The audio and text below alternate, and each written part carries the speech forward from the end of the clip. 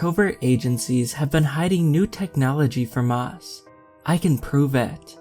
Some backstory: I work at a company that focuses entirely on destroying classified documents.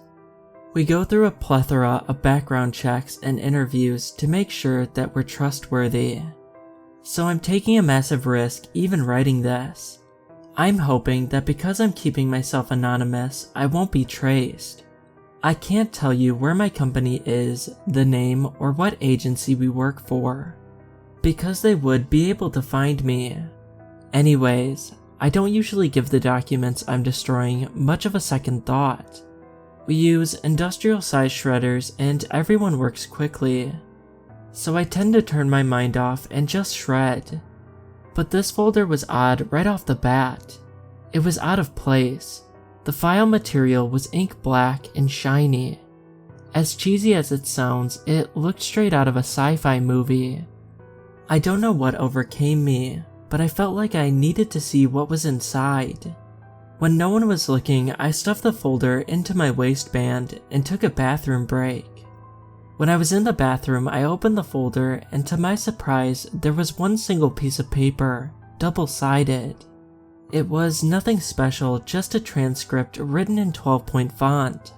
The date was weird though. I thought it must have been a typo, because the year on it was 2043. And unless this was some failed attempt at a screenplay or a sci-fi story, that wasn't possible. I know you probably won't believe me, but the agency that we work for is the real deal. They don't make things up. They work on very serious stuff.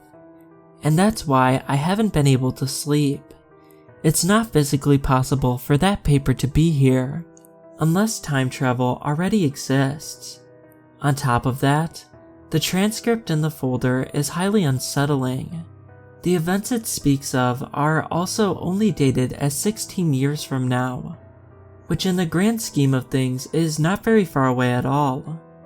I've decided to share this here because I'm hoping someone can give me a more plausible reason for that folder's existence. I hope to God my theory is wrong, because if it isn't, what the future holds is horrifying.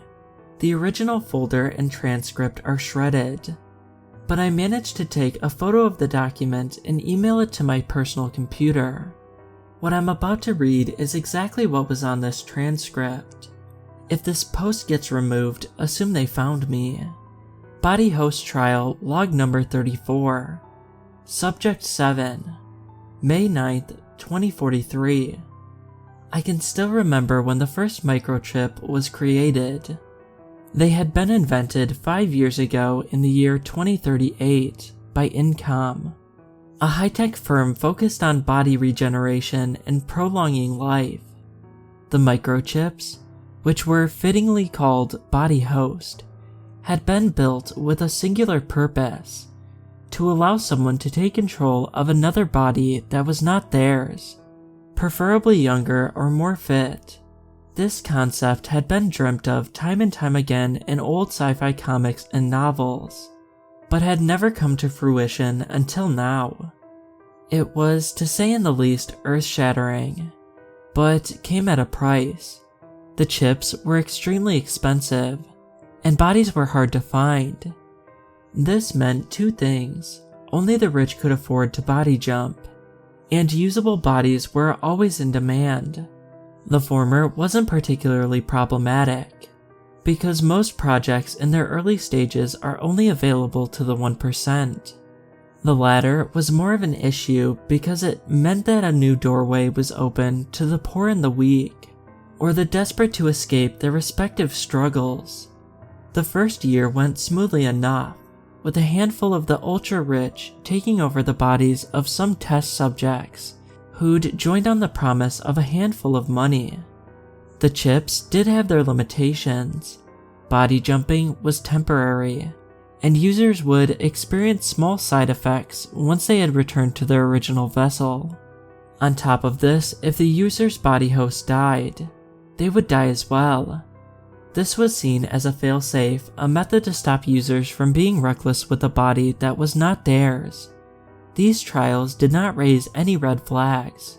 except for one subject who forgot how to speak English once he had returned.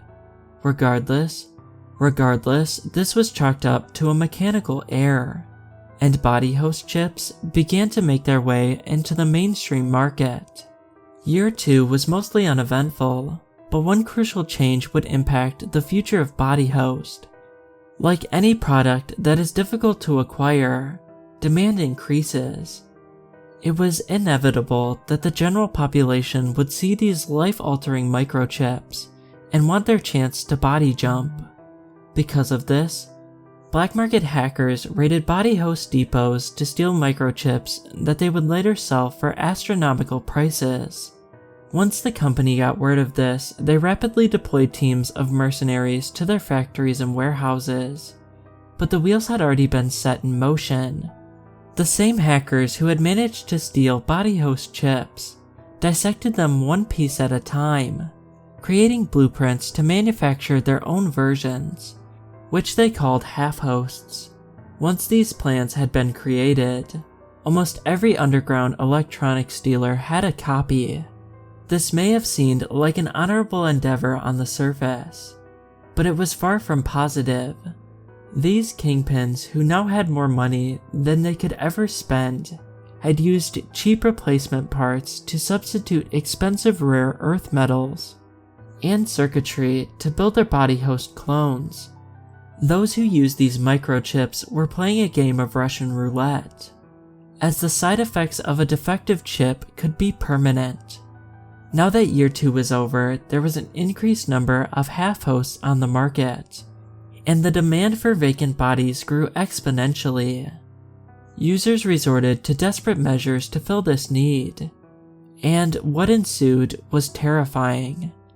The homeless, prostitutes, and other rejects of society were taken against their will and possessed, only to be later abandoned on the streets with life-altering brain injuries and other side effects.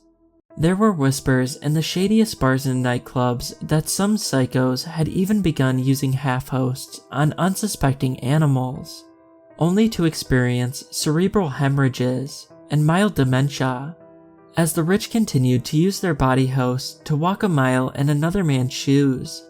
Society's underbelly committed heinous acts upon their fellow citizens. There were not enough problems for the government to outlaw possession and body jumping, but that would soon change. Year 4 was when the body host industry began to have an extremely negative impact on society. This was mostly because of a new development that had occurred, once again caused by the same underground hackers who had created half-host. In some trials, they found a way to tweak the circuitry on the microchips to allow users to avoid death even if it happened to their body host. This new, innovative tactic began being added to every new half-host chip, plunging users into a world of chaos. Underground fighting rings popped up, with kidnapped and homeless bodies being used as cannon fodder. Users who wanted to feel what death was like began committing suicide. The thoughtful ones would hide in a dark corner with a shotgun in their mouth, while the psychopaths and fanatics would level a street block with a bomb vest or drive into a busy freeway. As more and more bodies began turning up and non-user casualties increased, the government decided to step in.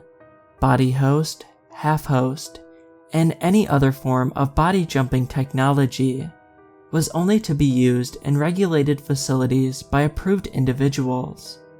What the government did not realize was that they had invariably taken away what society's most desperate individuals had seen as their one escape from a monotonous life. To add on to this, the rich were not happy that the poor had spoiled their fun. Why should they stay in boring government facilities while some slob could go on an adrenaline-filled killing spree? Year 5 was when the rich broke into the underground microchip market. Year 5 was when a gang of terrorists disguised by body hosts stormed the government building and murdered the entire parliament. Year 5 was when all hell broke loose, with a broken government and little to no regulation. body host facilities became easy targets for well-armed factions that had now popped up all over the city. Microchip factories were taken over and began to produce thousands of body hosts a day, flooding the market. Car accidents, shootings, suicides, and fistfights were commonplace, and those who had been lucky enough not to have been kidnapped or killed barricaded their homes or fled. As food and water became scarce, the neighboring cities put up military blockades around us, not allowing anyone in or out, and killing those who attempted it. It seemed that they knew how fast this electronic plague spread, and wanted nothing to do with it. This takes us to now. I lost my son to a body host murder, and my wife is missing. I can't sleep. My right eye has developed an awful twitch, and I have found myself overcome by random panic attacks now, that I have no one but my own thoughts for company. My food and water are dwindling, and I lost power yesterday. All I can smell is my own filth and the eye-watering stench of the burning building nearby. I am truly at a breaking point. I'm packing my bags and I'm going to make a run for it. I woke up abruptly just as my body host was hit by a car full of looters. It felt anticlimactic to have made the decision try and escape the city. I think I should have opted for suicide instead. My friend had told me the feeling was one of a kind. Regardless, I was quite glad to have been chosen to take part in Body Host's final trial, which was done on a citywide scale. Not our city, of course. The company executives had chosen an isolated one across the world for that, and our military had ensured there would be no loose ends. I decided that when the committee voted on whether they should introduce this new technology to the public, I would most likely say no. If that city had crashed and burned, I could only imagine what it would do to ours. Maybe someday it would happen. If not during my time, then perhaps during that of my children. But if that was the case, I always had my villa on the coast of Italy. Update. I truly fear for my safety. Ever since I posted this, I haven't felt like myself. I've been sleeping less, eating less, and I haven't gone to work.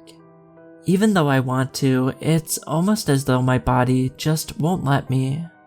I feel my sanity slipping away from me.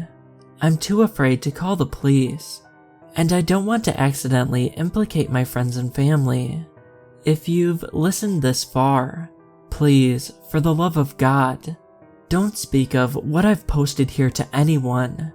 Save a copy of the transcript to your computer and remove any evidence that you visited this post. They could be watching any one of you as we speak. After I record this, I'm going to destroy my computer and cover my tracks. God, help us all.